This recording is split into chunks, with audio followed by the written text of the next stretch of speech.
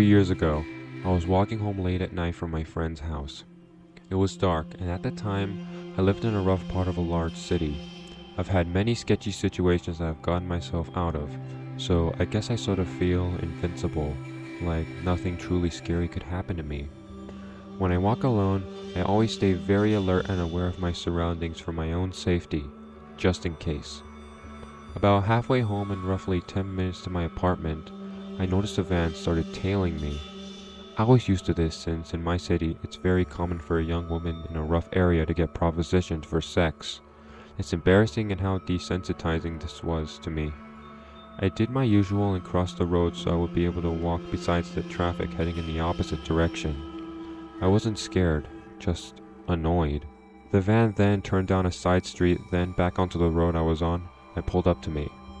At this point, I still wasn't scared. Again, this has happened to me so many times, and it never mattered if I was wearing something that showed more skin, or if I was wearing a winter coat zipped from just below my chin all the way down to my ankles.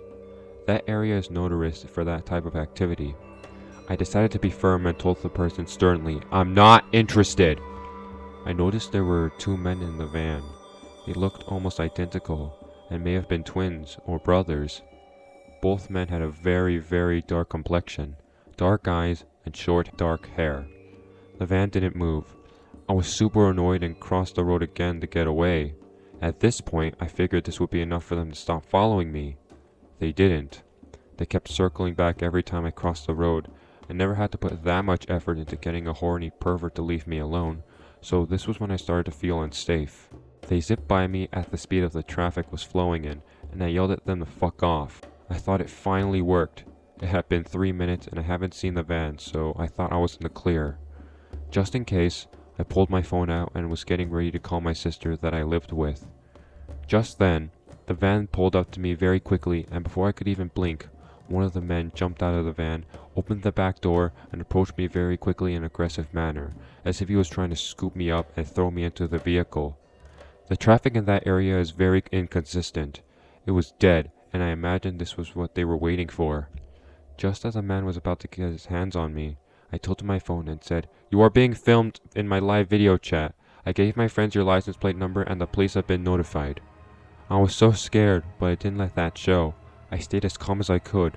The man paused, like he was considering if I was bluffing or telling the truth, so I tilted my phone more as if to give the fake audience a better look at him. Then he jumped into the van and they sped off. I have never been the same since that night. I'm afraid of walking alone now, even in the daytime. Stay safe out there.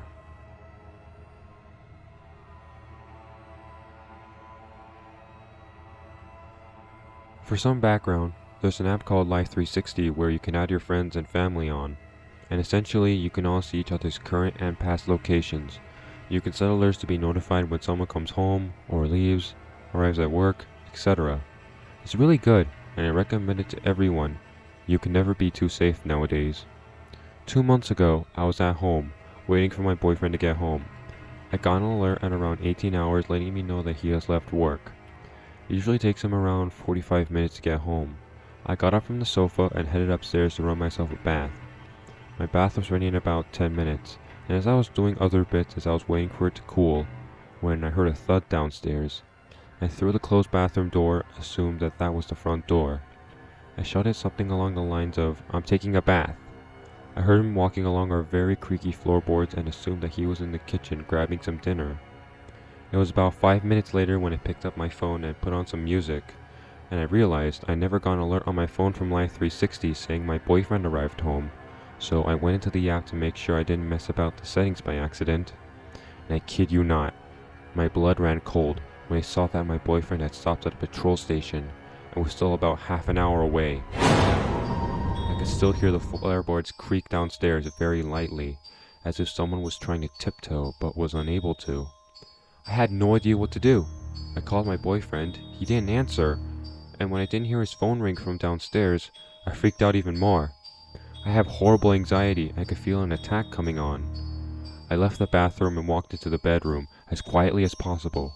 I shoved my desk chair under the knob, and as it didn't have a lock. I don't know why, but I didn't think to call the police then. I was so focused on getting out that all my other thoughts and senses just disappeared. I see this lightly now, but this was not the case in the moment. I proceeded to basically Mission Impossible it out of the bedroom. We had a shed under the window, large enough for me to safely get on top of and then jump off from it and into the garden. The only issue was I had to make my way down the garden alley, or I would have to walk past a large window and door where he would be able to see me very clearly. I was so scared. I kept taking peeks into the window and couldn't see anyone. I felt more confident to run past and took one last peek, and he was there, looking right at me, not even a foot away from the window. I can't even begin to explain the sheer fear and horror I felt. Looking him right in the eyes, he had such a cold expression, totally emotionless. I ran, didn't look back. I was so terrified. I remember tripping on my slippers and having to shake them off so I could run faster. There is a long road between us and our neighbors where I was running to. I did make it. Their lights were on and I started to pound on their window. I was let in and they called the police for me as I was inconceivable at the point. I kept telling them to please call my boyfriend as he was driving home too. When the police arrived, they found no one there. We didn't have cameras and neither did my neighbors, so we had no way of telling them or how he entered and left. I later found out he came through a window. The noise I heard, which I assumed was the door, was actually a window that fell downward and shut loudly. After I assumed the man came in, there were some scratches on top of the chair that I put the doorknob, signaling that he tried to push it open, but was unable to. There wasn't much of a case, but I couldn't ID him, as he was wearing a face mask and a beanie. I don't even know what color hair he had, only that he was white, tall, slim, and a man. I only looked right at him for a mere second. If that, nothing was stolen either. We have cameras and a security system now. Never making that mistake ever again.